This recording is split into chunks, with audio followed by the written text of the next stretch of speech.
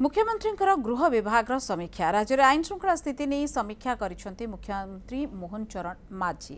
बैठक में police DG Arun Sarangi, गुइंदा निर्देशक सौमेन्द्र प्रियदर्शी, वरिष्ठ पुलिस अधिकारी, विभिन्न जिलार एसपी और आईपीएस अधिकारी उपस्थित थे। गृह विभाग स्वतंत्र सचिव संतोष बाला, पुलिस कमिशनर और 2 डीसीपी बैठक में जोगदे। बैठक में राज्यर आईन श्रृंखला स्थिति बाबद मुख्यमंत्री को अवगत करा पुलिस डीजी सूचना देते और साधारण लोकों को उत्तम व्यवहार उपर मुख्यमंत्री गुरुत्व देते। लोकों को गुणात्मक सेवा प्रदान करने को मुख्यमंत्री परामर्श देते। आसंता जुलाई देश में कार्यकारी होगा 3टी गुरुत्वपूर्ण आईन बाबद में मुख्यमंत्री को अवगत कर पुलिस डीजी। एतला देवा थाना को आसवा जेकोसी व्यक्ति जेपरी निराश न हुंती से ध्यान देवा मुख्यमंत्री निर्देश देते। बैठक पर मुख्यमंत्री को भेटी मुख्य शासन सचिव प्रदीप कुमार जेना। राज्य अतिथि भवन में मुख्यमंत्री को भेटी मुख्य शासन सचिव।